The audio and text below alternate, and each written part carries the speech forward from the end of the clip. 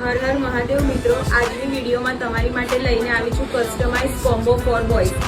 આ બોયઝ માટેનો customise combo છે, જેની અંદર તમને એક કસ્ટમાઇઝ વોલેટ, એક કસ્ટમાઇઝ પાસપોર્ટ કવર, એક કસ્ટમાઇઝ ચશ્માનું કવર અને કસ્ટમાઇઝ કિચન મળી જશે.